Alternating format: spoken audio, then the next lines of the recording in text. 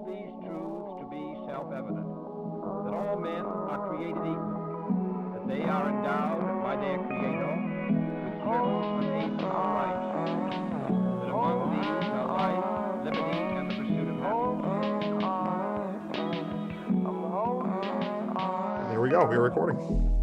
Hello and welcome. I'm Leah Silverman. I'm Tom Blakely.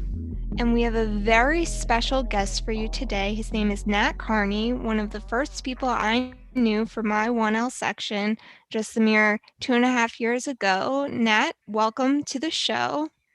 Thank you so much for having me. Why don't you tell us a little bit about yourself? Sure. I'm a 3L. I was lucky enough to be in Section 3 with Leah, who was one of the first people I met in law school. I'm originally from Boston and grew up in Newton, Massachusetts.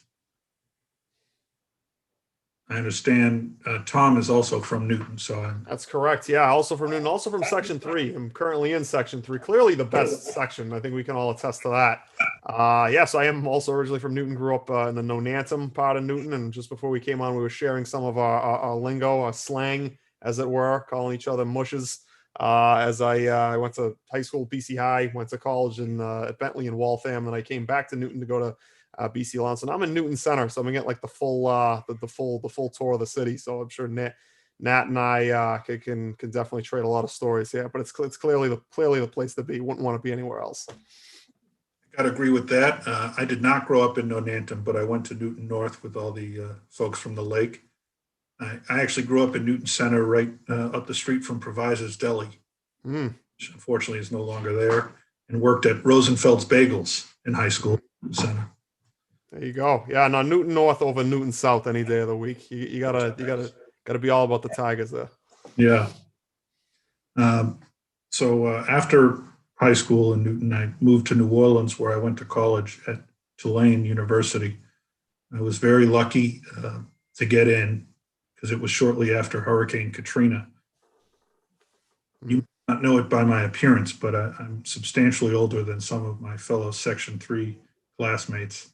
You don't look a day over 23. Yeah, they probably still card you at restaurants, don't they? Oh my God, this is being recorded, right? Mm-hmm. Oh, sure is. This is great. Thank you. And yep, so I went to college in New Orleans and stayed in New Orleans for 5 years and change after college. During that time in college, I was lucky enough to intern for the public defenders down there. And I kind of knew I wanted to do something in the criminal justice system because I just thought it was so interesting and there were so many flaws, and just the unfairness of it really spoke to my personality. Not that I like being unfair, but fighting unfairness. And yeah, so I kind of got the bug and then stayed after law school to become a criminal defense investigator. And when you came to law school, what was your favorite part about the experience? Certainly getting to know you and the other Section 3 classmates, but what I was really blown away by was the quality of the professors. Our classes are, 80 people roughly per section, or 60 to 80 depending on the class. But a lot of the professors I really felt took it and, invested in their students and in their education, made themselves available. And certainly we have a range of interests, and they really encouraged me to pursue those interests. Certainly the clinical experiences at BC have been all I hoped for coming to law school. That's what really attracted me to Boston College, was its commitment to public service and the clinical programs that would expose students before they're barred to what it's kind of like to be a practicing attorney in some ways. Thankfully, it allows dumb people like me to make a ton of mistakes without doing too much damage and learn from those mistakes. So I did the Innocence Clinic during 2L, and that was an incredible experience for me personally, because you get to interact with clients, you get to investigate cases, you get to work on motions and drafting, and your filings have consequences, hopefully good ones. And there are several cases that were in litigation while I was in the clinic. And even if it wasn't my case, when it was a hearing or something like that coming up, it's kind of all hands on deck. So sometimes you'd be writing a memorandum about whether joint venture theory is viable, or what the standard is for ineffective assistance of counsel. And these were areas that I kind of had some exposure to before law school, but it really doesn't compare to when you're actually writing and doing the research, how much time it takes to think through these issues and really discuss the strategic aspects of bringing certain claims forward or making certain arguments versus not. And that experience has been extremely rewarding for me. Additionally, I've been able to meet people in the law school who are fellow travelers or otherwise wouldn't meet or wouldn't get to know. And so I've formed really close friendships with some of those people, and I'm really grateful to that. And I've continued doing clinics even during COVID's, Zoom School of Law, and that has been really rewarding too, which I really am grateful for. I was just going to add on to that. It was interesting, sort of hearing about, that and kind of thinking that for myself, like the only law school that I know, like in 1L has been remote, has been Zoom, and just kind of hearing about, a lot of the praise you've kind of given the school. Like, I think even though the fact that I don't spend a whole lot of time there just because of, the way the world is right now, like I kind of feel the same things, which I think, we're not being paid to say any of this, of course. Like, I feel like that's kind of a testament to how true, what you've said is. Like, even though, as like a community, as a school, things are a lot different, for me and kind of the present way that things are than they were for, I guess, for either of you guys before COVID. I mean, it's certainly true. It's definitely a very great place to be a part of, just in terms of like resources and connections and those things. Like I definitely feel it. I don't think I'd want to be in any other school. So I've certainly enjoyed it myself and can attest to all of that. It's a great place. And Nat, don't you have an interesting story? Did your dad went to BC Law, right? He did. Yeah. He had Professor Bob Bloom. Mm-hmm. I think in Professor Bloom's first class teaching, which was over 40 years ago. And Professor Bloom was my 1L Civ Pro teacher. And he kind of put it together when there was some event where my dad and I were sitting next to each other. It was like an alumni event and he was on campus or something. And Bloom kind of was like, oh, and was pointed between us. And then, I spilled the beans. And Nat's dad is also very cool. I met him at Jillian's, which is an arcade downtown, for those of you listening who aren't native to the Boston area. Yeah, he's a good time. He's a riot. That's awesome. Now, speaking about Boston, I have a game for us to play. So this is a game where I'm going to pit the two of you against each other for some Boston-based trivia. Sounds good.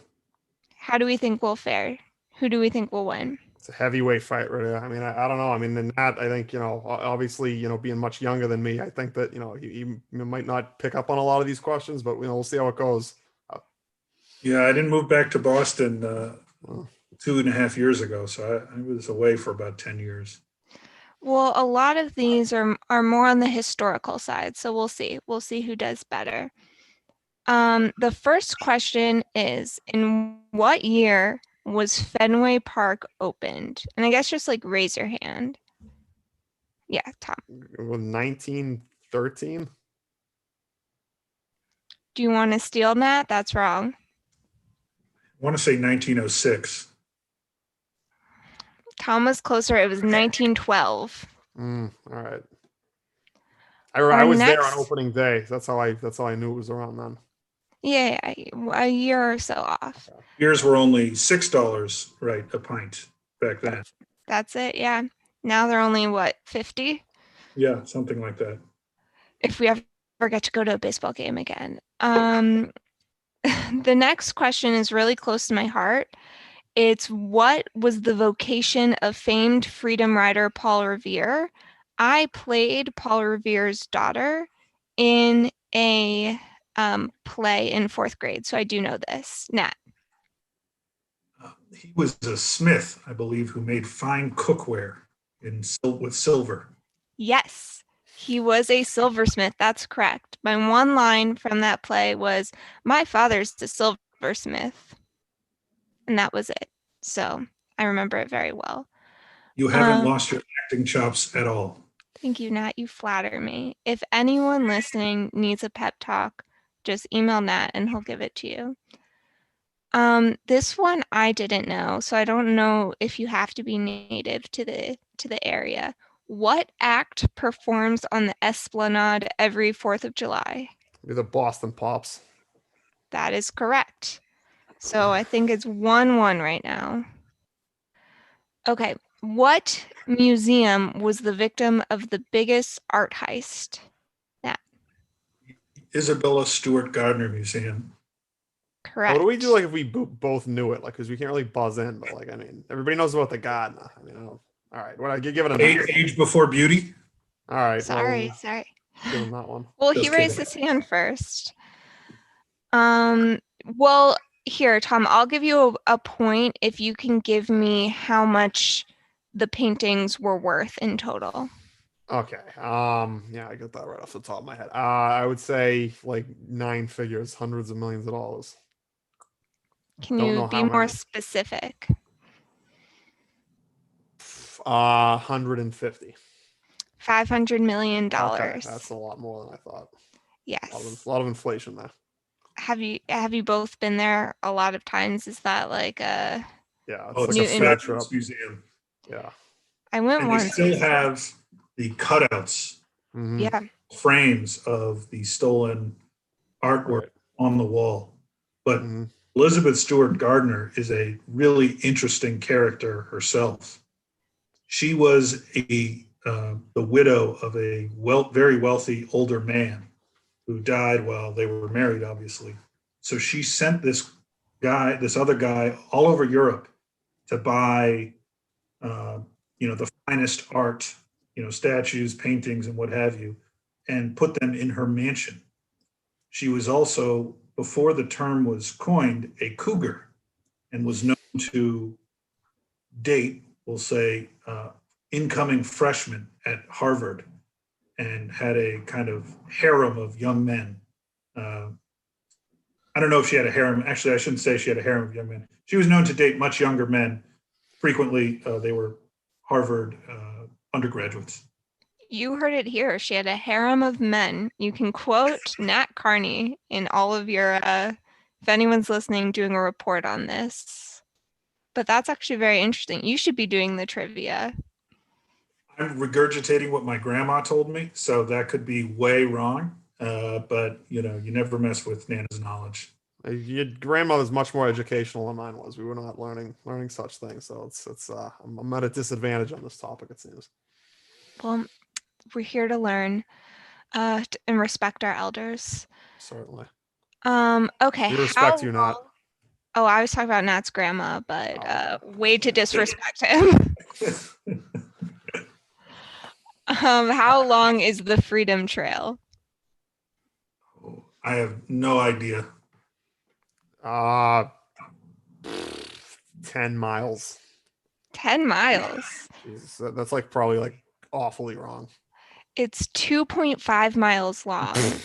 All right. Well, It's just off by, walkable. like, factor of It's 4. a trail. You can't tell tourists go walk 10 miles. Yeah. It's 2.5 though. That's that's what it is. Okay, the next one. I think this is a tricky one because it's very specific. The Boston T system, the oldest subway system in America. It's very obvious for anyone who's been on the T. What year was it built?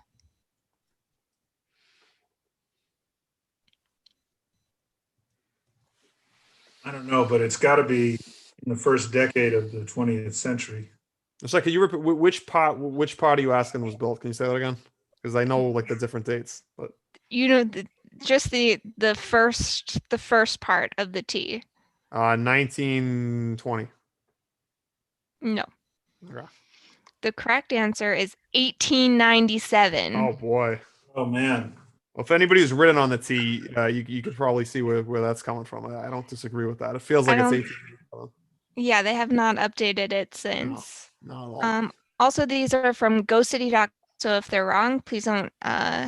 I don't want anyone to call me. Okay.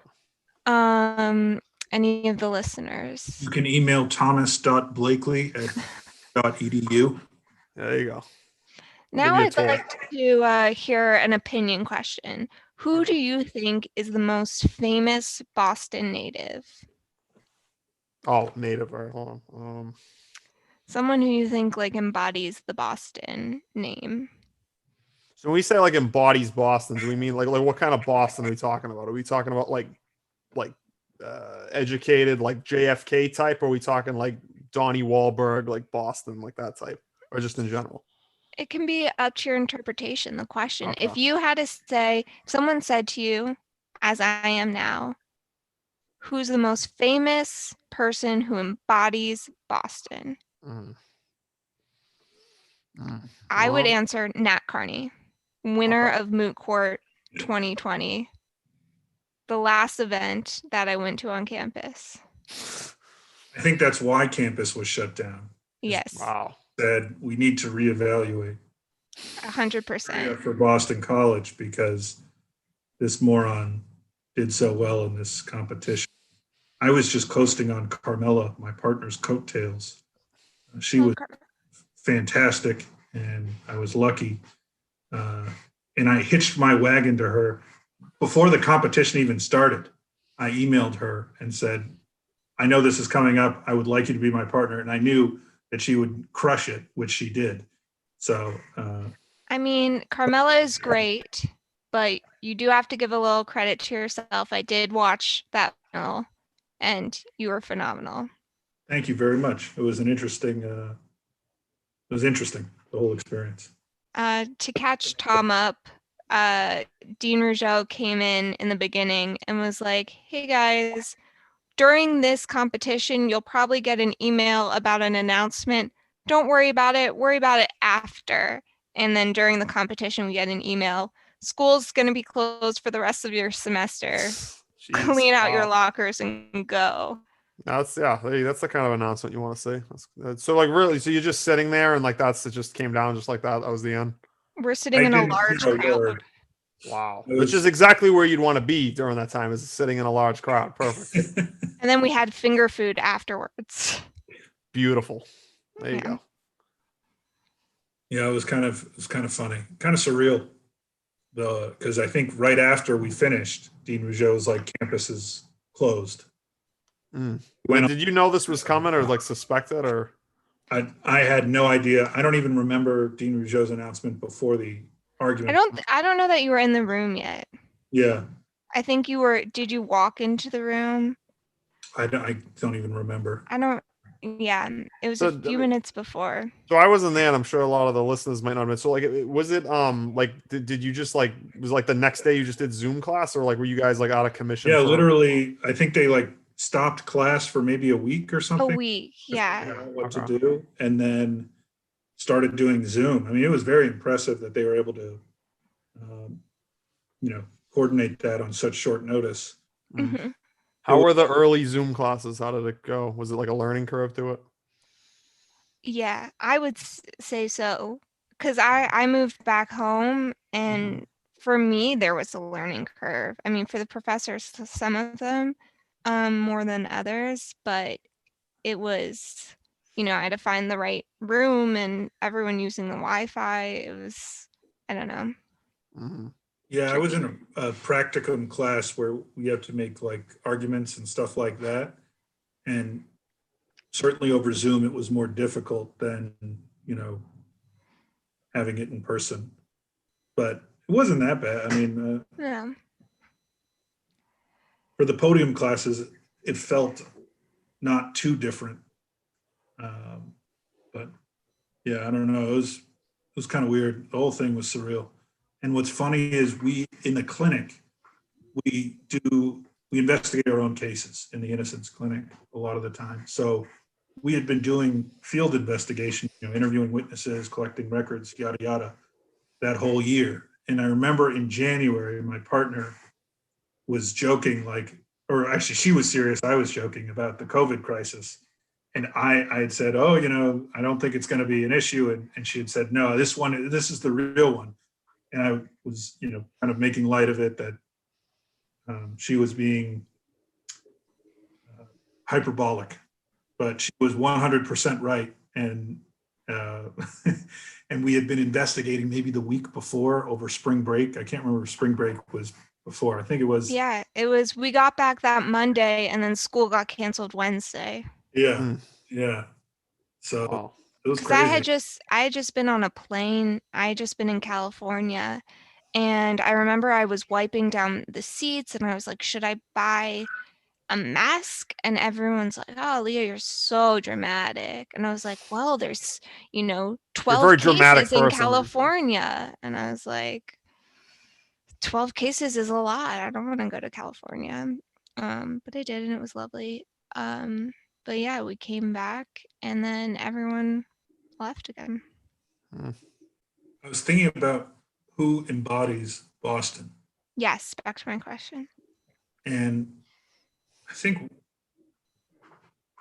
maybe embodies is not the right word, but the person who I think of and who's a hero of mine, among many, or there's two of them that come to mind.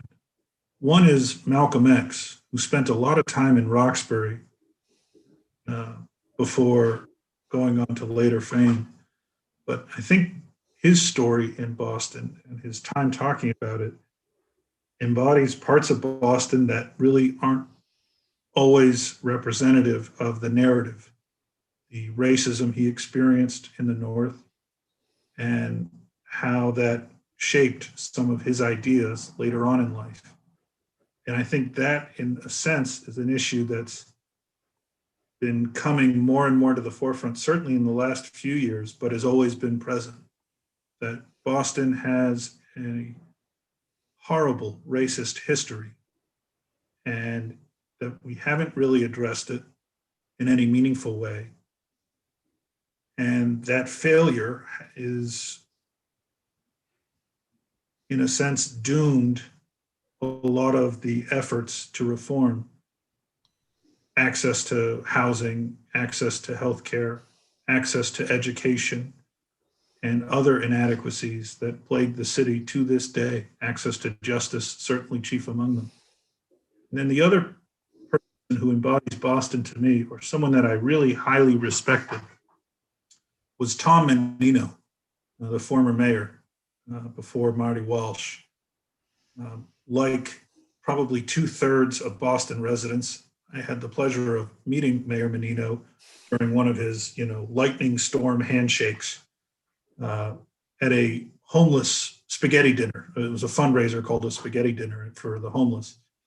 And to me, he combined a lot of things about Boston that I really like, which is he was certainly for development and changed the city and the skyline in ways we're still experiencing, whether it's the seaport or other kind of visionary ideas. But he was also an extremely neighborhood guy that, he would drive the streets, and if he saw a pothole, he would call the Department of Public Works saying, this, I just drove by, this Columbus Ave and there's a pothole at, this cross street, get it fixed. And he was at every restaurant opening, or big or small. And the other thing, even though he was for development and was kind of a kingmaker in that regard, which pissed off a lot of the well-to-do, one of the ways to get entry into City Hall with him was you had to show up for the Homeless Census, which is conducted, I think, in December and January, where literally people go out on a cold winter night and count how many homeless people are in a neighborhood, roughly. And the reason why is the city would use that number to inform its budget, how many beds they would need, or how many sheets to buy, or, what kind of resources this population might need. And if you wanted to get something done, you better be there. And I thought that was a really good message to send about how politics works, which is that the rich and powerful should be expected to be there and show up to help our neediest citizens. And he was famously not a good public speaker. His nickname was Mumbles, and did adult education, didn't go to Harvard, wasn't that type. But he was one of the most brilliant and visionary leaders I think the city had, and someone who I was very much inspired by because of the way he spoke to people, the things he fought for. And he wasn't always right, I mean, certainly in his battles with several of the unions got ugly. I think when Chick-fil-A tried to move to Boston, he denied them a permit, which the reason he did it was because they wouldn't support LGBTQ rights, which is important. It sends a message that this is a tolerant city. He wouldn't march in probably the biggest parade in Boston, the St. Patrick's Parade, because they also wouldn't allow LGBTQ people to march in their parade. And he said, if they can't do it, I'm not going to do it. In fact, that fight is still going on where the out veterans group is, trying to get a seat at the table.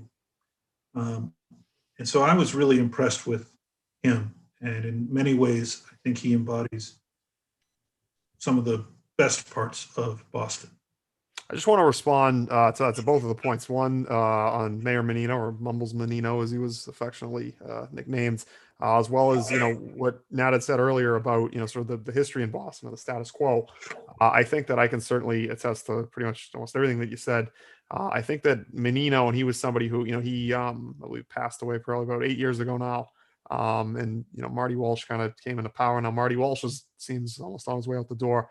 And I think that's really a great choice because I think Menino in so many ways embodied a lot of different parts of Boston, certainly like the political, institutional, part of not only Boston, but Massachusetts, really in his own way. I mean, like you said, this was not the smartest guy that went to the greatest schools. He was just Boston, in every sense of the word.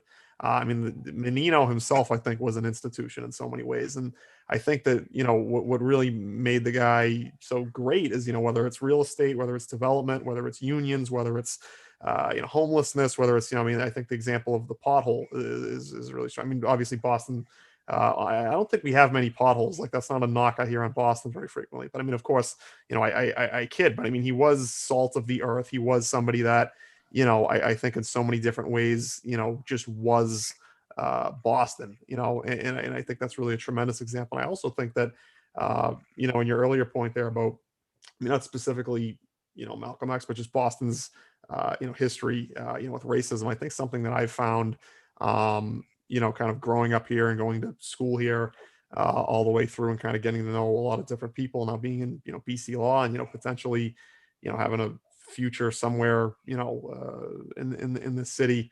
I think that's something that's really, really strong, force that's strong and not in a good way in Boston. And I think a lot of people can attest to this, is just the power of the status quo. I think Boston has, I mean, every city's got problems, but Boston has, a deep and ugly history with racism, with, the Catholic Church. There's a whole lot of things there. And I feel like one of the things that's unfortunate with Boston is it's a very closed off, sort of insulated, sort of under the table, just the culture that exists is one that I think restrains change and restrains progress in so many ways. And I think it's unfortunate because it's just so, I think, deep seated, like the culture that we have, and the issues that we face. I mean, we're still working on these things, decades later. And, I think things are changing. I think things are getting better, as I think the world and our country becomes more enlightened. But I think Boston, for everything we do right, we do have, a long way to go. And I think that, the most important thing is, having, leaders who are educated, but at the same time, I think can really relate to both sides of this, whether you're people who are, sort of salt of the earth like Menino, or you're, the more educated type, whether you're rich or you're poor, whether you're gay or you're straight, whether, no matter where it is that you come from. I think it's really important to be able to understand not only the history and to be able to learn from it, but at the same time, understand, who we are, because I think Boston, like a lot of cities, we're very unique, and I think kind of understanding how things work, and they don't always work well, is very important. I think Menino was somebody who really did, understand that. I think it's important to have, leaders, whether they come from BC law or Suffolk law or any law school, or don't even go to law school at all, to be able to understand these things and really understand the city and its people and its history, which isn't always a pleasant thing to discuss, is extremely important. I think you raised a lot of really great points, and I know we had fun at the beginning, but this got quite serious and quite profound, and I enjoyed it very much. Well, Definitely not the answer I expected. I was expecting Ben Affleck, Yeah, exactly. Mark Mr. Wahlberg. Duncan from Dunkin' He's from Donuts. Cambridge. Yeah. Okay, I don't know these things. That's why I have you to educate me, and might not have been the answer I expected, but it was the answer I deserved. A well thought out, beautiful answer, just like yourself, Nat. Thank you so much for coming on our show. We really appreciate it. I know Tom has to get to his interview in a few minutes, Mhm. but is there anything else you want to tell the people, Nat?